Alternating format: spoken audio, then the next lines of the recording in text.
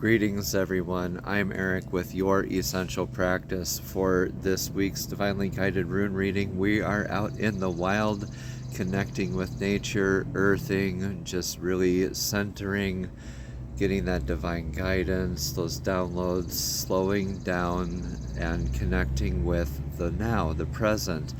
Right after that big, beautiful Scorpio full moon, we have a Gemini new moon that's coming up right during and right at the cusp of that entrance into the sun entering in Gemini. And right after that, a lot of other things will be wrapping up in their escapades with Gemini and Aries and a whole bunch of other aspects. So let's immerse ourselves in this beautiful naturescape here in my backyard of Your Essential Practice and jump right on into everybody's Divinely Guided Rune reading. Greetings Capricorn, and welcome to your Divinely Guided Rune reading here for this week. I've already cleared the energetic space and meditated on your runes for this reading, and let's jump right in for your past energetic position here. So in your energetic past position, we have Soilo. This is the rune of the sun. Soilo is that embodiment of the sun's energy, right? Just shining like the sun, embodying that star energy, the radiance, everything the sun's light touches, it is blessed, it's provided with light, it's judgment-free. It gives that radiance and that security, that sense of warmth, all those feel-good energies to everybody and everything, right? Such a beautiful, blessed energy to be a part of and to carry with you into this beautiful week here. So, Capricorn, what is going on with your energetic now energies? So, you're on this kind of a pilgrimage. I know one, maybe understanding, like in this sense, it could mean a sense of travel for you, but it's like a bridging the gap of understanding, a bridging a gap of knowing. That sort of friendship that has proven itself to you time and time again through several instances throughout your life. It could be a friendship with yourself, a friendship with a divine source.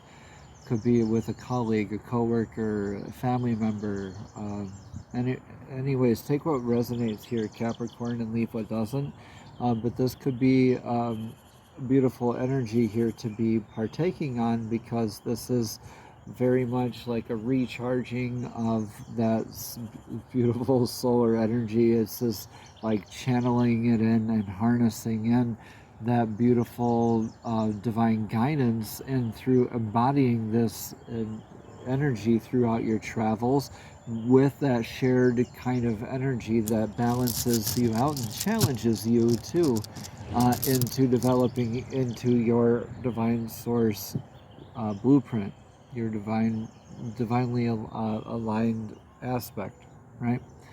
All right, so in your energetic near future here, you have Isa, and that's the rune of being frozen, stuck, rigid, repeating life lessons. This could mean that worrying the hole in the carpet, so to speak, with pacing it back and forth with anxiety and worry. It gets you nowhere. You just have the opportunity to repeat the life lessons until it's learned, until you actually learn it, until you embody that, right? The fourth part of an apology is that changed behavior. Until we embody that changed behavior is the lesson ever really truly learned. So too in your aspects of these lessons that you're learning throughout your life, Capricorn, you're called to embody these lessons lest you repeat them. So you're called right now in your energetic near future, you get to have this kind of a cool off kind of phase where you get to kind of feel that sense of being galvanized, but also it could be a slippery slope. Don't be too stubborn there lest you repeat that life lesson, fall back into those old habits, okay? Unless your energetic influence of the now. Your influence of the now is like a year concluding, right? Yera is that harvest rune. It's the year ending and making beginnings, or simultaneously a beginning of a year making endings. So through that, it's a bunch of reaping what we've been sowing and sowing what we've been reaping.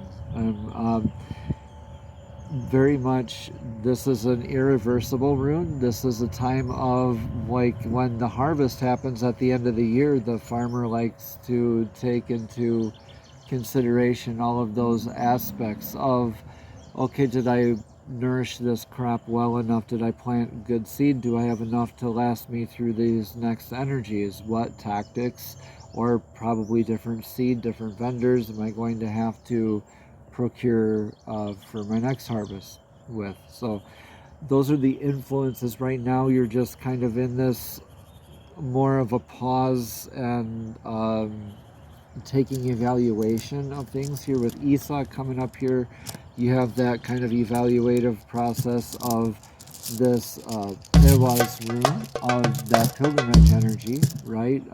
So your advice for now is just to nourish this pilgrimage, nourish this, embodying the sun's energy, and together you're going to break through Esau here with this ice. The Berkana, the birch goddess rune here, it can grow through that ice, right? It's one of the very first things that you'll see come throughout the frost, or those beautiful birch new growth, right? And the rabbits like to eat them. So a Berkana here is the beautiful, like, Empress energy in the tarot, knowing how to simultaneously nurture so many different things that you've created and different aspects of all these different things, which are beautiful, because that's through that evaluation, through learning that balance of reciprocative energies. You're more with that Ewas and that pilgrimage, where you've learned a lot of life lessons and you've applied them to your life. You have to nurture them in these beautiful beginnings. So you're called to really just don't really jump ahead with this conclusion that you're trying to reach right now. Just enjoy the ride and nurture that, strengthen the connection while it's there, so it has a better chance of being there for that support structure, so you can build something out of that birch when you need to, right? Beautiful stuff. Okay, in your outcome, you have Gibo, more of that reciprocative energy. So this is that balance of give and take, that irreversible rune of divine partnerships and gifts. This could be strengthening your commitment with that Ewas rune, that trusted energetic source. Like, this could be turning into a kinship or a partnership, adopting of a clan member. This could be a beautiful partnership as far as a significant other is concerned, or a workplace situation. Again, please take what resonates, leave what doesn't, but this is more that beautiful balance of reciprocative energies. And so this in the outcome then isn't about Isa so much as repeating your life lessons, unless you're in a hurry to get back to the start. But if this is a beautiful good union type of a partnership where you get that nice balance give and take, then this Isa then becomes your solidification of that process. You're being galvanized in that sort of a sense, like you are sticking to your straight and narrow path and nurturing that energy rather than entertaining all those other external sources, right? Beautiful stuff. Let's get a message of clarity from the Soul's Journey Oracle deck. These are messages straight from Spirit, straight from Divine, from Source, directly to your spirit, directly to your soul. What does Capricorn need to hear? Peace, yeah. All right, peace, Capricorn. It says, I am a being of love, and I release all negative energy. I am a being of love, and I release all negative energy. This is a gentle reminder that balance in the mind is imperative in order for your soul to live its true nature. At this time of your life, you are to learn the value of peace and quiet and the joy of being still. One can never be truly connected to the source when the mind is engaged in unneeded chatter. Look around your life and be conscious of what elements are taking you away from the peaceful nature of your soul. Who or what is interrupting this solitude? It is time to reconcile past hurts and perceived injustices.